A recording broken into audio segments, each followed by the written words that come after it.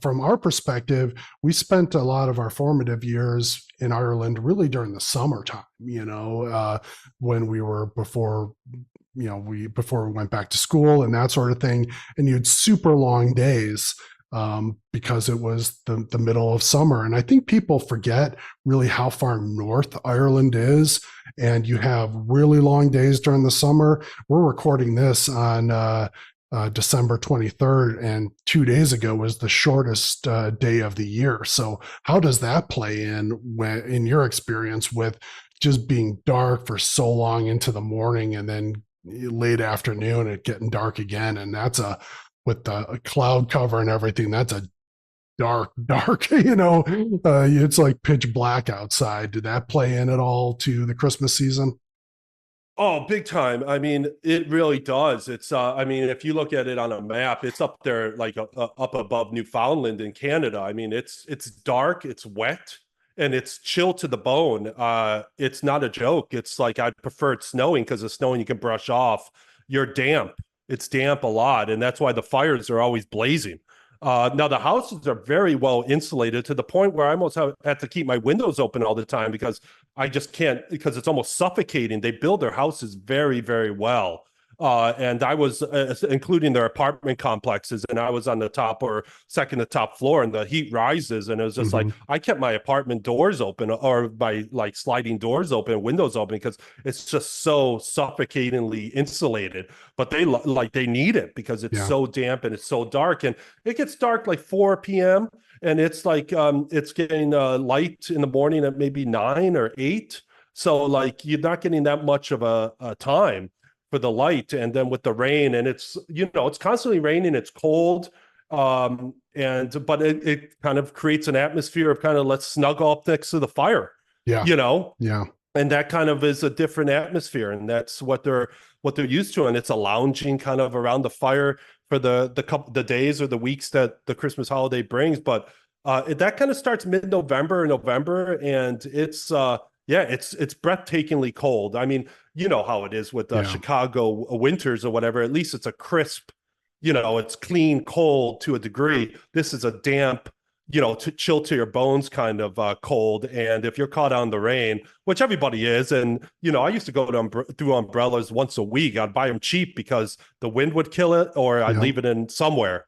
And that's just the story of Ireland. Well, My in the experience anyway. US too, if it's snowing, you've got that snow as kind of something of an insulator, but it's also reflective so that you get the sun or the light from the moon, you get it off of the snow. So it's not pitch black when there's snow out versus when it's cold and damp and and you've got that cloud cover. It's just hard to deal with. But I guess that's, like you say, it's an excuse to stay by the fire, either have something to drink or even just get the kettle on, that sort of thing.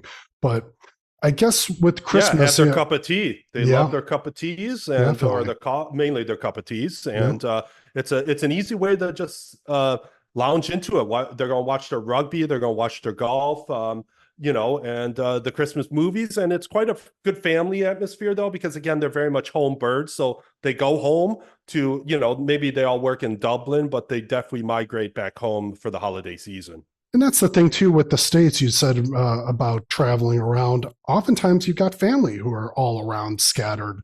Not everybody's back in the home state, even much less the hometown. So it's definitely, there's a lot more travel here, in the U.S. side by necessity.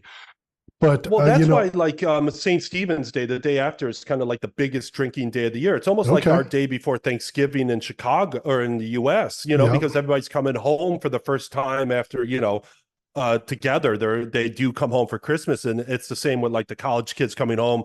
Thanksgiving's kind of their first time really home, where everybody's home. right. So let's go to the local pub the day before Thanksgiving, and like let's meet everybody that we haven't seen all year. And that's the exact same, and that's why St. Stephen's Day, which again is the day after Christmas, is more or less the biggest drinking day of the year, where it's so big. Usually the pubs are like packed out the door onto the street because it's so big. And it's not like super, like if you could dodge the rain, which usually I've had, my experience is it doesn't really rain all the time. It's a light rain. It's Hmm. a, so you can dodge it, or maybe it doesn't happen. And it's quite a lovely experience. It's just a bit crisper, but yeah, it's, and everybody's merry and on their way. So for Christmas Eve then and Christmas Day, is everybody at their house, and then St. Stephen's Day is the day that everybody's like, okay, we're going to head out and hit the town.